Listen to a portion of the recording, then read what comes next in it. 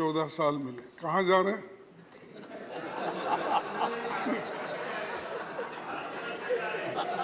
नहीं, बड़ी गड़बड़ी में जा रहे थे तो मुझे लगा, बड़ी गड़बड़ी में जा रहे तो मुझे लगा, तो इसलिए पूछा। लेकिन मुझे यहाँ ज़्यादा समय नहीं मिला, मेरे को वहीं पर रखना पड़ा, बेंगलुरु में ही था। यहाँ बहुत से नेताओं के भाषण सुनने को मुझे कम मौका मिला, सिर्फ ये 14 साल मिले। कहाँ जा रहे हैं?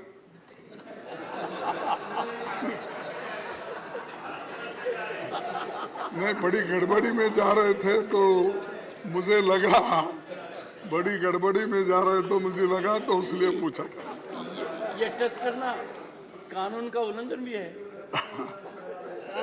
अब ये साहब, हमारे हाउस में उल्लंघन बहुत होते हैं, फिर भी आप दिलदार हैं, उसको संभाल लेते हैं। उसीलिए मैं बोला उसको, संजय सिंह को और चड्डा को बुला लो।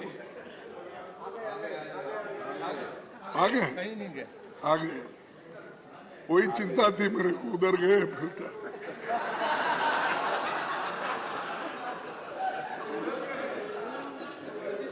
सर, ये संविधान सभा, ये भवन आजाद भारत के सारे बड़े फैसलों का गवाह है, और इसी भवन में हमारी संविधान सभा 11 सत्रों में 165 दिन बैठी। उसने 90,000 शब्दों वाला जो संविधान बनाया, वो 26 जनवरी 1950 को लागू हुआ। जब 26 नवंबर 1949 को संविधान सभा ने इसकी मंजूरी दी। वहाँ की बहस सुनने के लिए करीब 53,000 लोग आए थे, विजिटर्स, यानी इस मौके पे।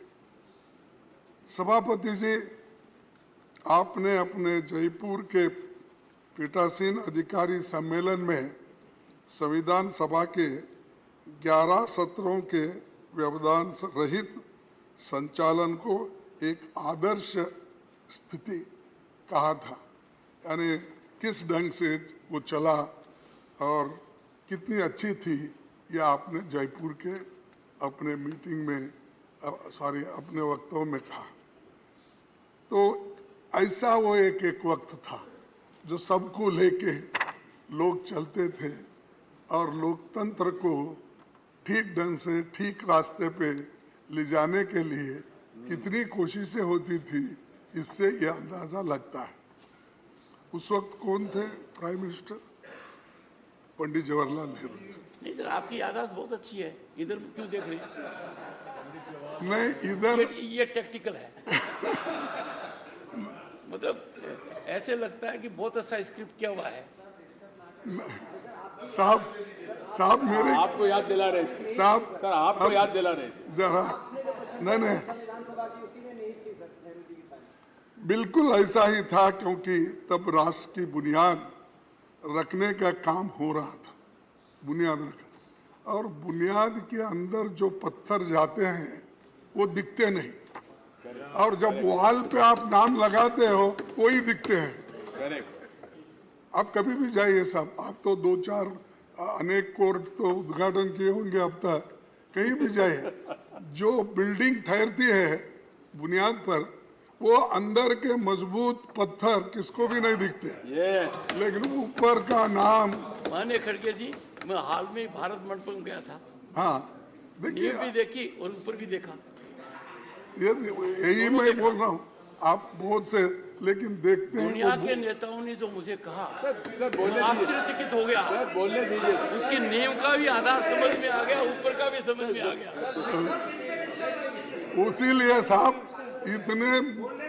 इतने बिल्डिंग्स, आप कौन से भी इमारत बनी होगी, राजे रजवाड़ों के महल बने होंगे, और हमारी पार्लियामेंट बनी, पहले की पार्लियामेंट है, नई है, और कुछ कल जाने में अभी वो दिक्कत है, कौन देखे कौन नहीं दे, हमारी जगह कहाँ है वो भी ढूंढना पड़ेगा। उसमें मैं आपकी मदद करूंगा अच्छा, और आज ही करूंगा। चलो सर लेट सर, संविधान सभा ने चुने गए विभिन्न धाराओं के लोग महान नायक थे, उसमें अपने दौर के महारथी थे, उनका बड़ा जमीनी अनुभव भी था। स्वतंत्रता, समानता, न्याय, मानवीय गरिमा और लोकतंत्र उनकी नसों में समाया था, क्योंकि उसके लिए ही तो वो लड़ रहे थे। इसीलिए संविधान निर्माताओं ने हमें जो संविधान दी है वही हमें आज भी एक बनाए हुए हैं, और उसी ने राष्ट्र के लिए सशक्त ढांचा तैयार किया है। इसी कारण लोकतंत्र के सिद्धांत और व्यवहार आज जनता के स्वभाव का अभिन्न अंग है। भारतीय संविधान हमारा सबसे बड़ा मार्गदर्शक है। इसी के आधार पर संसदीय प्रणाली के हक में फैसला हुआ, और अडल्ट फ्रेंचाइज जो हमको मिला वो सबसे बड़ी बात है, क्योंकि आपको तो मालूम है पहले जब वोटिंग पावर थी 1935 के, तो इस एक्ट के तहत जो टैक्स देते हैं, जिनके पास जमीन है, जो पढ़े लिखे हैं, जो इनकम टैक्स पे करते हैं, ऐसे लोगों के लिए ही वोटिंग का अधिकार था। लेकिन हमने जो संविधान बनाया, पंडित जवाहरलाल नेहरू जी और डॉक्टर बाबा साहब अम्बेडकर, वल्लभ भाई पटेल, जितने भी महान नेता उस वक्त इस कॉन्स्टिट्यूंट असेंबली में थे, उन्होंने अडल्ट फ्रेंचाइज दिया। आप लिखो या आप पढ़े हो या अनपढ़ हो, आप गरीब हो या आप अमीर हो, सबको एक ही वोट, और उसका वैल्यू भी एक ही। करेक्ट। जो एक बड़ा अमीर आदमी, फर्ज करो अदानी के जैसा, उसको भी एक ही वोट, उसका वैल्यू भी एक ही वोट। लेकिन आज हमारे जो कर्मचारी है, छोटे लोग हैं, काम करते, उनको भी एक ही वोट। ये किसने दिया? ये कॉन्स्टिट्यूशन जो बनाने वाले कांग्रेस के उस वक्त आज़ादी, जिन्होंने आज़ादी के लिए लड़े और ये दिलाए, और ये ढांचा बना। इसीलिए आज भी अडल्ट फ्रेंचाइज से ये देश जिंदा है, एक है और इंक्लूसिव है। और ये इंक्लूसिव बोले तो थोड़ा सा डर होता है उनको। इंक्लूसिव बोले तो फिर इंडिया, उसको क्या करते हैं छोटा करने के लिए, हमारे नड्डा साहब इंडी बोलते हैं। ठीक है, उसीलिए तो बोलो नाम बदलने से कुछ नहीं होता। इंडी बोलो और कुछ भी बोलो, हम है इंडिया। अरे आप कुछ भी बोलो, हम सब इंडिया। अरे बैठो, अरे आप क्यों बात करते, बेंगलुरु से आए हैं, चुप बैठो।